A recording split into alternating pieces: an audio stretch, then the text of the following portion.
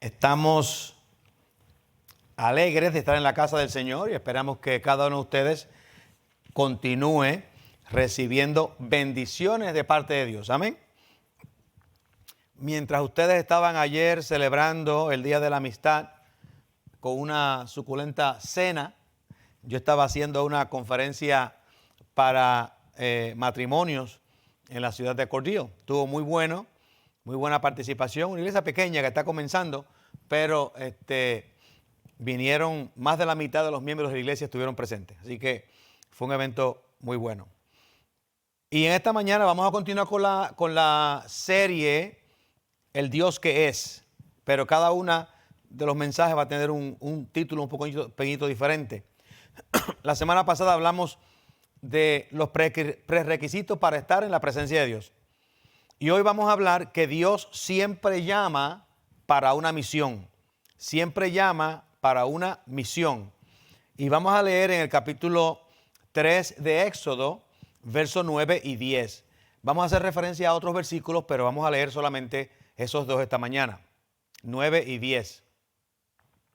Y dice la palabra del Señor con la bendición del Padre, del Hijo y del Espíritu Santo. El clamor, pues, de los hijos de Israel ha venido delante de mí, y también he visto la opresión con que los egipcios los oprimen. Ven, por tanto, ahora, y te enviaré a Faraón para que saques de Egipto mi pueblo, los hijos de Israel. Oramos. Te damos gracias, Señor, por esta palabra que nos llega de tantos años en un lugar extraño para nosotros, no conocido, un lugar y un tiempo y una experiencia que se nos hace difícil poder unirnos a ella o identificarnos con ella. Sin embargo, tu revelación nos trae un mensaje para que nosotros podamos entender cómo es que tú procesas nuestra relación contigo y cómo utilizas a cada uno de nosotros para tu servicio. Gracias te damos por esta bendición el día de hoy, en el nombre de Jesús. Aleluya, amén. Pues la semana pasada yo compartí con ustedes un par de secretos. Y el primer secreto que yo compartí con ustedes fue que la humildad personal es un prerequisito para entrar a la presencia de Dios o para entrar en un propósito más alto de parte de Dios. Si nosotros queremos que Dios nos use en un propósito alto, en un propósito específico, donde la gloria de Dios va a ser manifestada, tenemos que desarrollar un nivel de humildad que normalmente nosotros no tenemos. Eso es algo que tenemos que procesar y que Dios tiene que trabajar en nuestras vidas.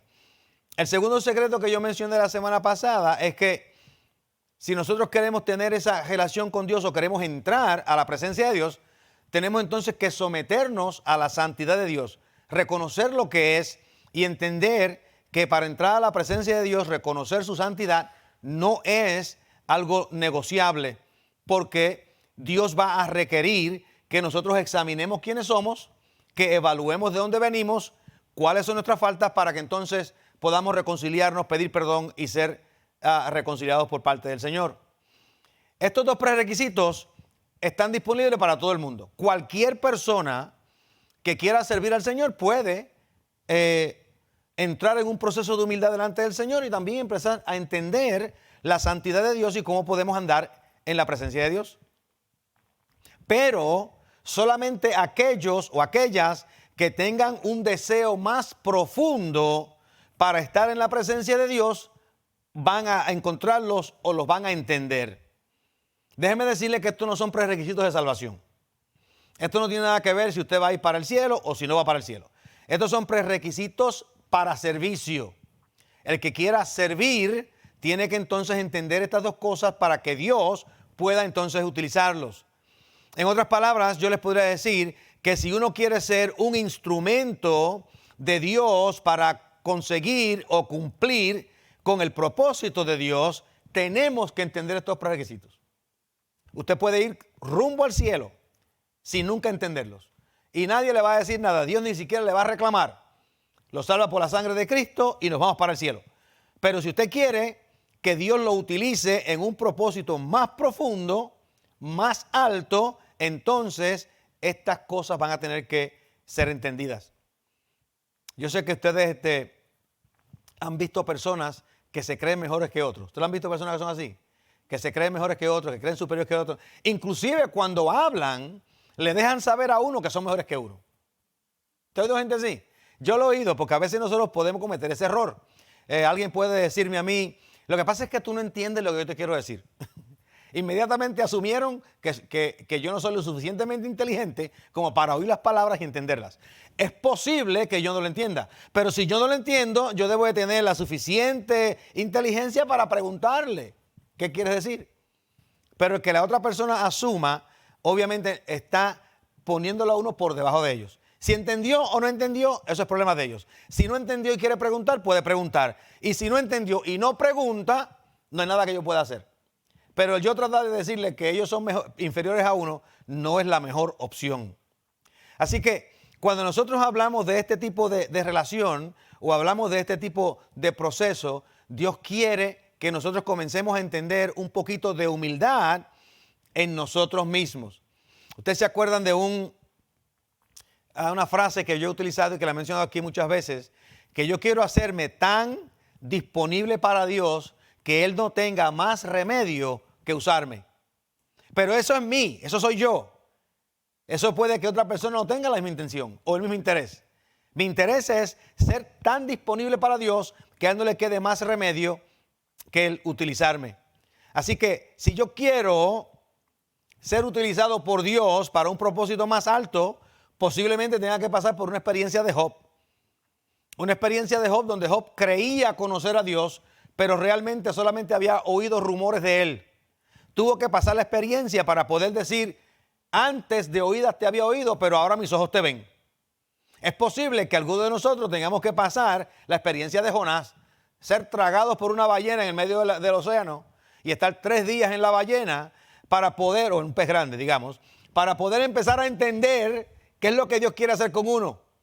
Después que Jonás se vio dentro del pez, comenzó a orar y a decir, Señor, yo voy a hacer lo que tú quieras, porque tenía que ser humillado a ese punto. Hay otra gente que tienen que pasar la experiencia de Pablo, que Pablo va en su caballo muy elevado, muy erguido, como si fuese un príncipe o un rey, y Dios tuvo que tirarlo al suelo de su caballo para que él pudiese tener una experiencia de humildad delante del Señor. Y fíjense que cuando el Señor o cuando Pablo cae al suelo, lo primero que dijo fue, ¿qué quieres tú que yo haga, Señor? Reconoce al Señor por primera vez, cayendo al suelo. Ustedes han escuchado la frase que dice, es más fácil que pase un camello por el ojo de una aguja que un rico en el reino de los cielos. Y a veces nos enfocamos en el camello, o nos enfocamos en la aguja, o nos enfocamos en el rico. Y lo que el Señor está diciendo, normalmente las personas que tienen mucho dinero tienen a tender a depender de ellos mismos. Tienen la tendencia a creer, primero, que el tener mucho dinero es porque Dios está aprobando su vida. Si ustedes ven a mis riquezas, es porque Dios me está bendiciendo. Es la única forma. Entonces, la persona comienza a enorgullecerse de lo que Dios puede o no esté haciendo en la vida porque el dinero los hace ver de esa manera. Otras personas, otra forma que la gente lo pueden ver es que si tienen mucho dinero, ellos no necesitan a Dios. Solamente los pobres necesitan a Dios para pedirle a Dios para que le envíe dinero. De lo contrario, se quedarían pobres. Y otra forma que la gente puede entender es que ellos utilizan el dinero como un sustituto de Dios mismo, porque aman más al dinero que a Dios. Bien importante que nosotros entendamos eso en términos de cómo es que Dios quiere que nosotros nos presentemos delante de su presencia. El segundo secretito que yo le dije ayer es que tenemos que reconocer, la semana pasada, tenemos que reconocer la santidad de Dios. Moisés se quita las sandalias en el monte, como hablábamos la semana pasada, porque las sandalias representaban una barrera entre la tierra santa donde Moisés estaba y Moisés mismo. Y tuvo que removerse las sandalias para estar en la presencia de Dios. Eso quiere decir que cuando nosotros vamos a entrar a la presencia de Dios, tenemos que quitar de nosotros todas las pretensiones de que Dios no sabe o que deja de saber, o que Dios no nos conoce o no nos entiende, o que nosotros tenemos un conocimiento más profundo de lo que Dios puede ser. Esas pretensiones que a veces impiden que seamos transparentes delante del Señor. David entendió eso muy bien cuando dice, ¿a dónde me iré de tu espíritu? Si me voy al mar, allí estás. Si me voy a una cueva, allí estás. Si me voy al monte, allí estás. No importa donde yo vaya, allí tú estás. Porque David entendía que estar en la presencia de Dios requiere que uno entienda que no nos podemos esconder de Dios. Yo me acuerdo hace mucho tiempo atrás que alguien estaba diciendo, un pastor quiso hacer una ilustración, no yo, otra persona, porque yo no lo hubiera hecho, pero quería hacer una ilustración con la gente de la iglesia. Y entonces cuando estaban recogiendo la ofrenda, el pastor se le fue detrás del diácono que estaba recogiendo la ofrenda y estaba mirando a ver lo que la gente iba a echar. Y fue cada una de las personas, mientras pasaba, estaba mirando a todo el mundo lo que iban a echar.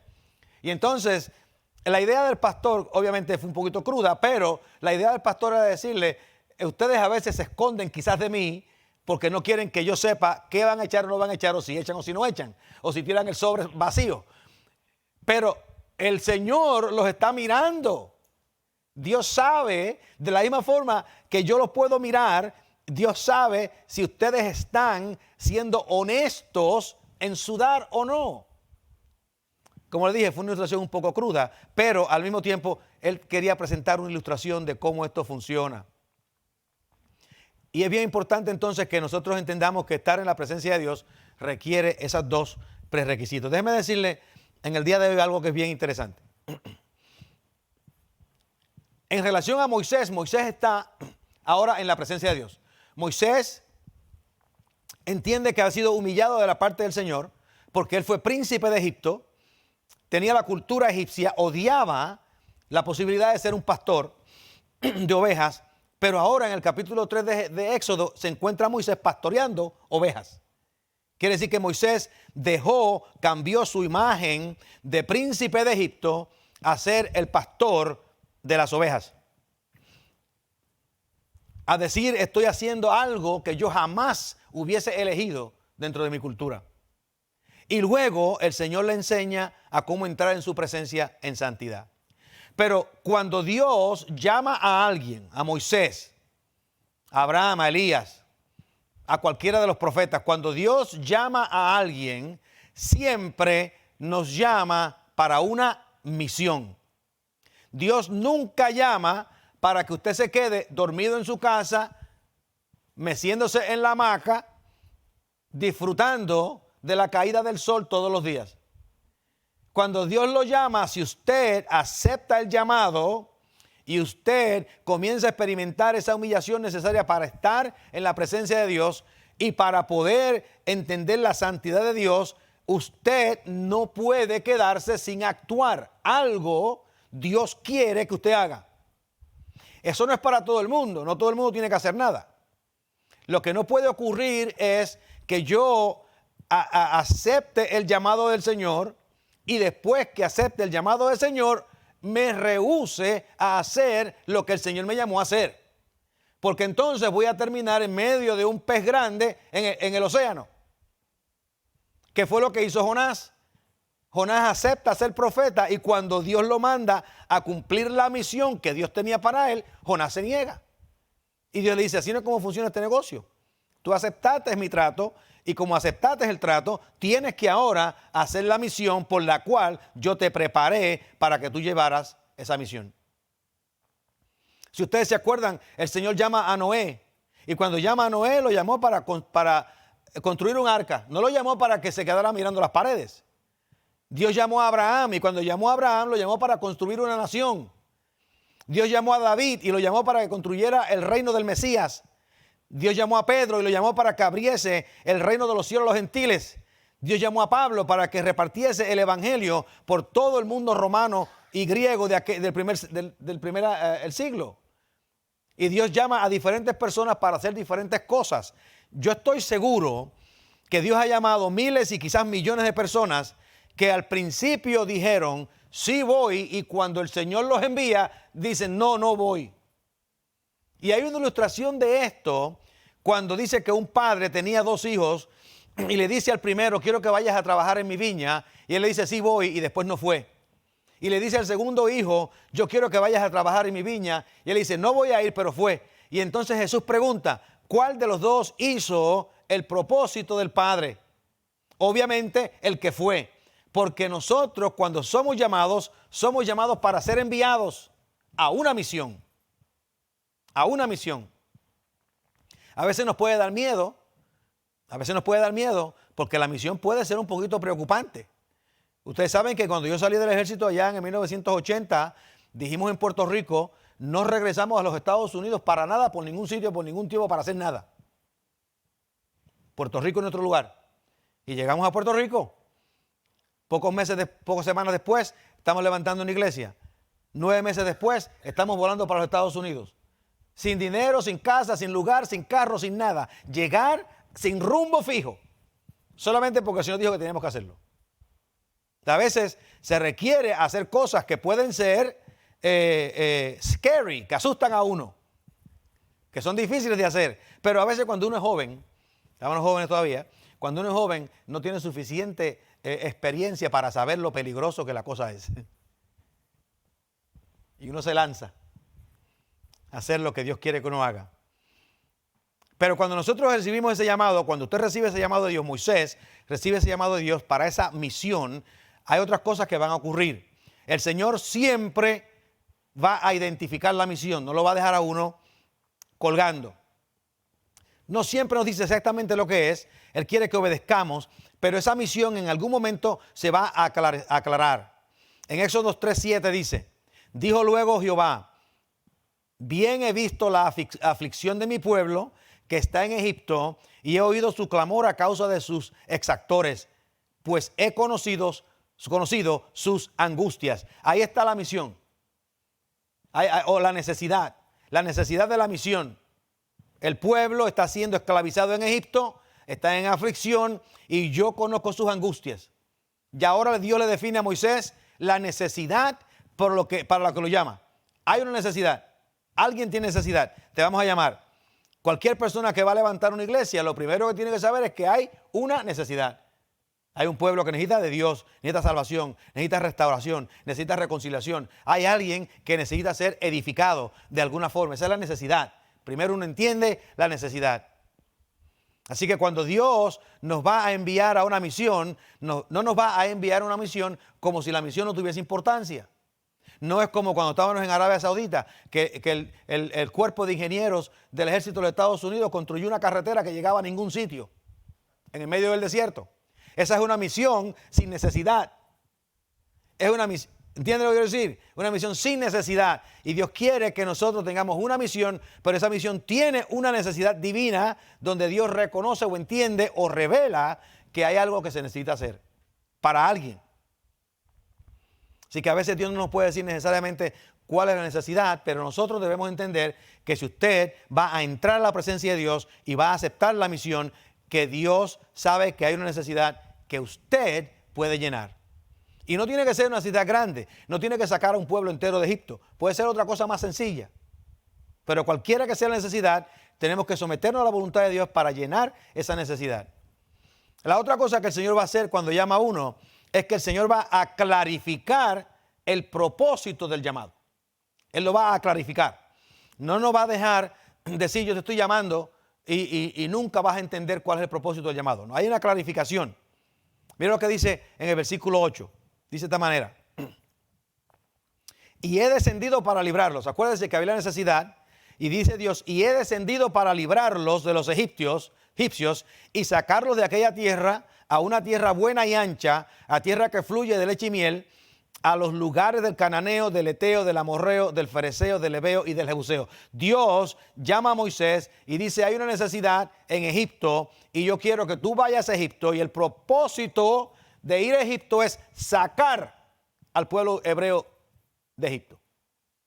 Sacarlos de la esclavitud. Ese es el propósito. Así que Dios no solamente va a declarar la necesidad, sino que también eventualmente nos va a declarar el propósito por el cual nos envía.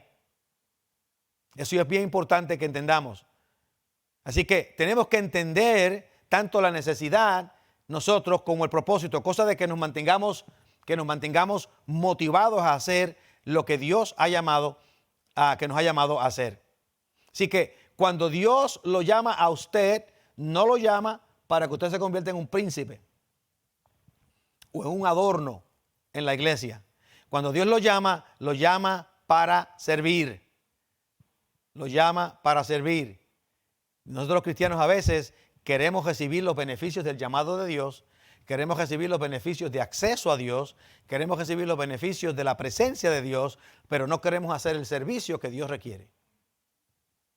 Y no hay disfrute de la presencia de Dios sin el servicio. No la hay. Y yo sé que algunas personas se sienten súper espirituales, Dios los bendiga y los guarde, pero sin el servicio no hay un conocimiento de la profundidad de la presencia de Dios en nosotros. Y el beneficio más grande cuando usted acepta el llamado de Dios es que usted tiene la bendición de caminar con Dios, de hablar con Dios, de confraternizar con Dios, pero la más grande de todas, de que Dios puede confiar en usted. Si necesitamos hacer algo, dice el Señor, yo sé que fulano de tal lo puede hacer por mí. Y podemos servir al Rey. La tercera cosa que el Señor va a hacer en este proceso de llamamiento es que Él va a definir el propósito de la misión. Él va a calificar el propósito del llamado, es una cosa, llamado, pero también va a definir el propósito de la misión. ¿Para qué nos envía? ¿Para qué nos envía? ¿Para qué nos llama? Para hacer una obra, una misión. ¿Y para qué nos envía? ¿Cuál es el resultado de la misión? Mira lo que dice en el verso 9. El clamor, pues, de los hijos de Israel ha venido delante de mí. Y también he visto la opresión con que los egipcios lo oprimen. Ven, por tanto, ahora y te enviaré a Faraón. Y aquí está el propósito. Para que saques de Egipto a mi pueblo. Él no va a ir a Egipto a hacer señales y milagros y prodigios, a darse golpes de pecho, tener conversaciones con el faraón, tomar café toda la noche con el faraón y se acabó el problema. No, el propósito era para que saques al pueblo de Egipto. Quiere decir que si Moisés va a Egipto y el pueblo no sale de Egipto, su misión fue un fracaso.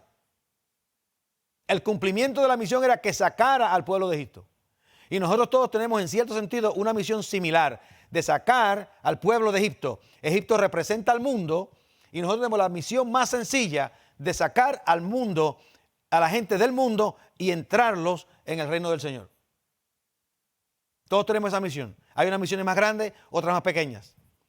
Hay dones más efectivos, otros menos efectivos. Pero cada uno de nosotros debe de entender que cuando Dios nos llama con un propósito final, pero la misión es indispensable para estar en la presencia de Dios. Y ustedes ponen en la Biblia y no van a encontrar a nadie que Dios llamó para sentarse en la casa o mecerse en la hamaca. A todo el que llamó salieron a hacer algo. A todos los que llamó salieron a hacer algo.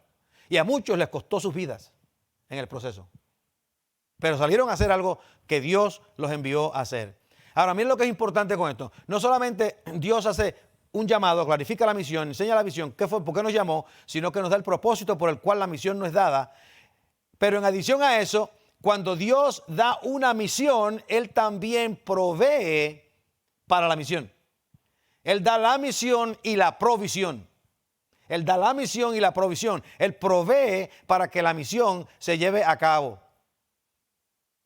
Nunca el Señor lo va a enviar a nadie sin el apoyo de parte de Dios.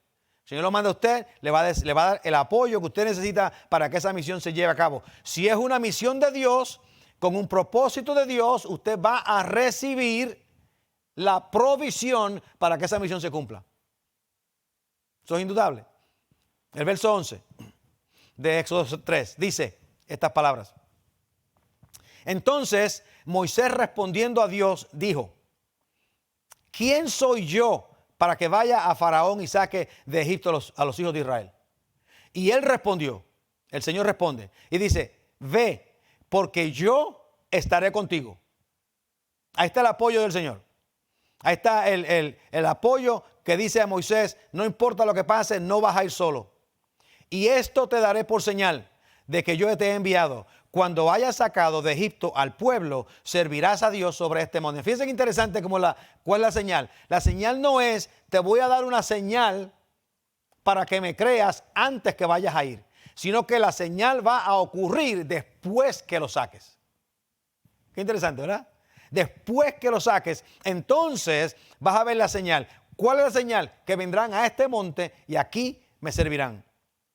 Dijo Dios a Moisés, he aquí que llego yo a los hijos de Israel y les digo, dijo Moisés a Dios, llego a los hijos de Israel y les digo, el Dios de vuestros padres me ha enviado a vosotros. Si ellos me preguntaren cuál es su nombre, ¿qué les responderé? Entiendo que tú me vas a dar el apoyo. Entiendo que tú me vas a guiar. Entiendo el propósito de la misión. Entiendo la misión. Entiendo por qué me llamaste. Y entiendo el resultado de la misión y cuál va a ser el último momento de la misión. Pero, ¿quién eres tú? O sea, ¿quién tú eres para que yo pueda confiar de que esto va a ocurrir? ¿Quién tú eres? Y aquí viene algo que mencionamos la semana pasada acerca del nombre de Dios. Y respondió Dios a Moisés en el verso 14, yo soy el que soy. Y dijo, así dirás a los hijos de Israel, yo soy, me envió a vosotros. Yahavá me envió a ustedes. Además dijo Dios a Moisés, así dirás a los hijos de Israel, Jehová, el Dios de vuestros padres, el Dios de Abraham, de Isaac y de Jacob, me ha enviado a vosotros.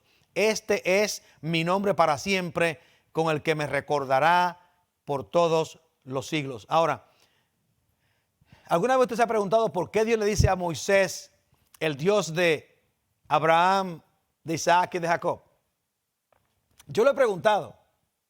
Bueno, por Abraham, pues Dios lo llama fe, Isaac, el hijo de Jacob, de Abraham, Jacob, el hijo de este. ¿Y por qué no sigo con los hijos por ahí para abajo? Soy el hijo de José y todos los demás. Mencionan los primeros tres. Y yo pregunto, ¿por qué los primeros tres? O ¿por qué mencionar los nombres de estas personas? Y yo pienso que Moisés necesitaba entender, como nosotros necesitamos entender, que el Dios de los hebreos o el Dios de Abraham es un Dios relacional. Es un Dios que quiere compartir con nosotros. Es un Dios que quiere estar en comunión con nosotros. Si los dioses de Egipto no se relacionaban con la gente. Los dioses de Egipto no venían a hablar con la gente y a llamar a la gente. Los dioses de Egipto exigían del pueblo, demandaban del pueblo, pero los dioses de Egipto no ofrecían nada a cambio. No ofrecían ni bendición, ni liberación, no ofrecían salvación, no ofrecían vida, no ofrecían intimidad, no ofrecían nada. Pero Dios le dice a Moisés, yo quiero que tú me entiendas como un Dios que se relaciona, que tiene interés en ti como persona. Y cuando le da el nombre, Moisés entiende que este Dios es un Dios que ama eternamente. Es un Dios que ama eternamente. Y al llamarse el Dios de Abraham, de Isaac y Jacob, él le dice a Moisés, yo no soy una deidad impersonal como los dioses de Egipto, sino que soy una deidad personal. Yo llamo a mis siervos por nombre. Cristo mismo dijo eso en el Nuevo Testamento. En el Nuevo Testamento el Señor no nos dijo, yo los llamé a ustedes para que me sirvan y no hagan nada más. Él dijo, ya no los llamo siervos, sino que los llamo amigos. Porque hay una relación, hay una intimidad entre Dios y nosotros. Y ese nivel de intimidad va a depender de cómo nosotros nos sometemos a hacer la voluntad o la misión por la cual Dios nos llama. La salvación ocurre cuando salimos de Egipto, cuando cruzamos el Mar Rojo y comenzamos la jornada hacia la tierra prometida.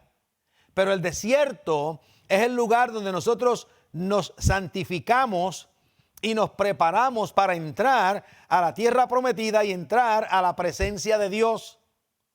Mientras más en obediencia estamos, mientras más íntimos estamos con el Señor durante nuestro tiempo en el desierto, más cerca vamos a estar con Él en el momento de nuestra resurrección. Pero el desierto no es fácil. En el desierto hay sequedad, en el desierto hay sol, por las noches en el desierto hay frío, porque la arena no sostiene el calor. Cuando el sol se cae en el desierto entra un frío descomunal. En el desierto hay frío, en el desierto hay calor, en el desierto hay sequedad, en el desierto hay hambre, hay oposición, hay tribulaciones, hay necesidad, hay sufrimiento. Pero todas y cada una de esas experiencias en el desierto tienen el propósito de prepararnos para entrar al cielo con la actitud correcta en nuestra relación con Dios. Ese es el propósito de Dios hablar con Moisés. Porque Dios está hablando con Moisés para rescatar al pueblo. Y estos son hechos históricos. Pero el propósito de Dios es decirle a Moisés, yo soy un Dios personal. Yo amo a mi pueblo. Yo siento compasión por aquellos que sufren. Y yo quiero que tú entiendas eso. Y ese es el mensaje que todos nosotros debemos entender de Dios. Él nos llama a una misión, no porque quiere que nosotros estemos perdiendo tiempo haciendo algo. Él nos llama a una misión porque es en el proceso de la misión donde nosotros nos purificamos y entendemos la relación de intimidad con ese Dios. Al revelarle el nombre de Yahavá a Moisés, él estaba diciendo a Moisés, no solamente yo soy el Dios que ama eternamente, sino soy el Dios que te ama a ti. Amo al pueblo, pero soy el Dios que te ama a ti. O sea, es algo personal, es algo íntimo, es algo directo con Moisés. Y yo hablo de Moisés, pero estoy hablando de nosotros. Yahavá, Cristo, es el Dios que nos ama a nosotros. Nos ama como iglesia y nos ama individualmente. Por eso nos llama individualmente. Yahavá es el que rescata al humilde que tiene un corazón abierto para servirle a Él. Yo soy el que soy. Yo soy el que te llama, pero yo soy el que te envía, te provee y yo soy el que te protege en la jornada. Porque este Dios es un Dios que es fiel, que es fiel. Y la fidelidad de Dios a veces nosotros la hablamos y cantamos el himno de la fidelidad de Dios. Y Dios es fiel. Sin duda Dios es fiel. Y Dios es un Dios que nunca nos abandona. Y Dios es un Dios que siempre nos sostiene. Y Él es fiel. Pero ¿cómo nosotros vemos la fidelidad de Dios? ¿Cómo la entendemos? ¿Dónde comenzamos a ver inicialmente esa fidelidad de Dios? Pues Dios es un Dios de pacto. En la Biblia cuando se hace un pacto, el pacto no se puede romper. Y Dios hace pactos con nosotros. Hace compromisos con nosotros. Y después nos dice, cuando yo hago un compromiso contigo, ese compromiso nunca va a terminar. Ese compromiso nunca va a dejar de ser. No importa lo que pase en el mundo, ni siquiera importa cómo tú te comportes. Yo siempre voy a trabajar para alcanzar mi propósito en ti. Porque un Dios de pacto es un Dios fiel. Ustedes se acuerdan de la historia, cuando Dios hace el pacto con Abraham o cuando sella el pacto con Abraham. La Biblia nos dice que en el tiempo antiguo un pacto se sellaba con un sacrificio de animales. Dos personas hacían un sacrificio y pasaban entre medio del sacrificio. Y cuando pasaban el sacrificio se hablaban el uno al otro dándose promesas y maldiciones. Ese es el pacto, promesas y maldiciones. Yo te prometo que voy a serte fiel. Y te prometo que si tú no eres fiel, te voy a cortar como cortamos a este animal. O sea, una cosa así más o menos. Promesas y maldiciones. Esos son los pactos antiguos. Pero cuando Dios hace el pacto con Abraham, porque no fue solamente un pacto con Abraham, estamos hablando aquí de la revelación de quién Dios es. Cuando Dios hace el pacto con Abraham, amados hermanos, dice que Dios le revela a Abraham en una visión el sacrificio de un animal, de un buey, de un toro, sacrificio alado, le revela Dios a Abraham. Y mientras Abraham observa el sacrificio, Dios en una forma de fuego camina en medio del sacrificio. Abraham no caminó en el sacrificio, solamente Dios camina en el sacrificio. Y cuando Dios camina en el sacrificio, lo único que le hace a Abraham fueron promesas, no le echó maldiciones. Porque Dios es fiel y esa fidelidad de Dios no cambia. Y fíjense que cuando Abraham no camina en medio del pacto, eso quiere decir que Abraham no hizo ni una promesa, ni esperó ninguna maldición de parte de Dios. Todo lo que recibe es la bendición de Yahavá, que es el Dios que ama eternamente, lo que quiere decir que ama incondicionalmente. No sé si tiene sentido para ustedes. Y si consideramos las palabras de Juan en el capítulo 1 de Juan 4:2, cuando dice que Dios es amor, podemos entender entonces lo que Moisés estaba experimentando en aquel tiempo. O sea, que el Dios que le dice a Moisés, yo soy el que ama eternamente, es el mismo Dios que dice en Juan 3:16, porque de tal manera amó Dios al mundo, y es el mismo Dios que habla en 1 Juan 4:2, Dios es amor. Ese mismo Dios ha sido amor toda la eternidad y sigue siendo amor para nosotros hoy. Finalmente, cuando Dios llama, Él también va a proveer para la misión financieramente. 3:21 y 22. Pero fíjense cómo Dios, y Dios provee no en formas que nosotros siempre entendemos. No siempre entendemos la forma en que Dios provee. Pero miren cómo Dios va a proveer financieramente para el pueblo de Israel. En el verso 21 dice, y yo daré a este pueblo gracia a los ojos de los egipcios, para que cuando salgáis no vayáis con las manos vacías, sino que pedirá cada mujer a su vecina y a su huésped artículos de plata, artículos de oro y vestidos, los cuales pondréis sobre vuestros hijos y vuestras hijas y despojaréis a Egipto. O sea que Dios iba a organizar esta situación de tal manera que mientras el pueblo estuviese saliendo, le iban a pedir gente ropa, oro, plata, dinero, vestidos, comida, y ellos le iban a entregar todo, y el pueblo iba a salir y Dios los va a bendecir en el camino. Porque Dios tiene la forma única, a veces extraña, a veces que no entendemos, de hacer provisión. Siempre me acuerdo de un chiste o una ilustración donde una señora anciana quizás estaba haciendo una oración. Y en su oración, Señor, tú sabes que tengo necesidad de comida. No tengo suficiente para comer. Necesito que tú me proveas de alguna forma. Y había un ateo que escucha la oración de la señora, y el ateo fue y compró una bolsa de comida y se la trajo a la señora. Y cuando llega, le deja a la señora y abre la puerta, ve la bolsa de comida y dice, Señor, gracias te doy por esta comida que me has provisto. Y el ateo sale detrás de un arbusto y le dice, eso no fue Dios, eso fui yo quien te la compré. Y la señora dice, gracias Señor, te doy Señor, porque aún hasta el demonio usas para bendecirlo a uno. Sí, el ateo pensó que estaba engañando a la señora y no se dio cuenta que Dios utilizó su propia ignorancia para proveer. Si la provisión de Dios no siempre se entiende, pero si Dios llama y comisiona y hay propósito y hay una meta final, Él va también a proveer para cumplir su misión. Decía el profeta que no he visto justo desamparado y que sufra de necesidad de pan.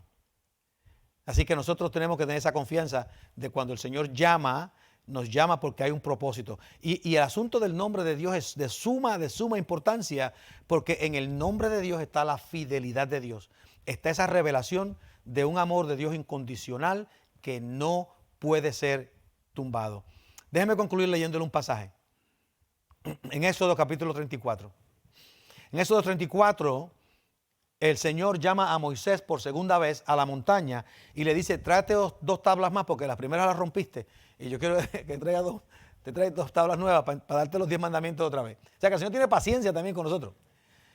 Moisés rompió las primeras tablas, las restrayó contra el suelo y Dios le dice, vamos a hacer otra, vamos con paciencia. Lo trata con paciencia. Rompiste el primer examen, vamos a hacer el segundo examen. Y ahora el Señor le va a dar a Moisés las segundas tablas del pacto, de los 10 mandamientos. Y en el versículo 5 comienza leyendo de esta manera. Dice, y Jehová descendió en la nube y estuvo allí con él, con Moisés, proclamando el nombre de Jehová. Y pasando Jehová por delante de él, proclamó, Jehová, Jehová. ¿Se acuerdan que llamar a una persona por nombre dos veces significa un término de aprecio? Jehová, Jehová, fuerte, misericordioso y piadoso, tardo para la ira y grande en misericordia y verdad, que guarda misericordia a millares, que perdona la iniquidad, la rebelión y el pecado, y que de ningún modo tendrá por inocente al malvado, que visita la iniquidad de los padres sobre los hijos y sobre los hijos de los hijos hasta la tercera y cuarta generación. Y aquí Dios revela su carácter, revela que Él es un Dios fuerte, misericordioso, piadoso, tardo en la ira, grande en misericordia y verdad, que guarda misericordia a millares y que perdona la iniquidad, la rebelión y el pecado. Ese es el Dios al cual Moisés iba ahora a someterse. Moisés dice, yo ahora puedo entender que este Dios se sobrepone a todas mis faltas, se sobrepone a mi pasado, se sobrepone a mis luchas, se sobrepone a mis ansiedades. Este Dios no está asustado ni está preocupado por quién yo fui o ni siquiera por quién voy a ser. Él me dice que Él es un Dios de misericordia, es un Dios de piedad, es un Dios que no se ira con uno y que Él siempre va a estar con nosotros en todo lugar. Aún se sobrepone al pecado. Aún se sobrepone al pecado porque dice que perdona la iniquidad, la rebelión y el pecado. Es como si fueran tres cosas diferentes. La iniquidad, la rebelión y el pecado. Él se sobrepone a todo. Y este Dios es el Dios que le habla a Moisés y le dice en el capítulo 3 al principio que lo llama para una misión, para libertar al pueblo. Y después que lo llama para la misión para libertar al pueblo, este mismo Dios le dice a Moisés, yo soy el Dios que perdona la iniquidad, la rebelión y el pecado. Nosotros podemos vivir tranquilos en la presencia de Dios. No tenemos que vivir con miedos. Y no tenemos que vivir preocupados de que Dios sepa los pecadillos que podemos cometer por allá cuando nadie nos ve. No tenemos que estar con esa preocupación. Debemos de no hacerlo, obviamente. Porque cada vez que lo hacemos nos metemos en problemas y tenemos consecuencias. Pero si ocurriese, no debemos tener miedo de presentarnos delante de Dios. Porque cuando nos presentamos delante de Dios, como Moisés, un hombre pecador, con sandalias que prevenían una intimidad con Dios, el Señor dice, quítate las sandalias, porque mi santidad va a purificar tus pies. Yahavá, el Dios que ama eternamente. Dios les bendiga. Oramos. Te damos gracias, Señor, por esta bendición y por esta oportunidad y esperamos que resuene en nosotros, no solamente la misión de Moisés, sino cómo se aplica a nuestro diario vivir. Bendice a cada uno de nosotros en este día. Guíanos en el nombre del Señor. Aleluya. Amén.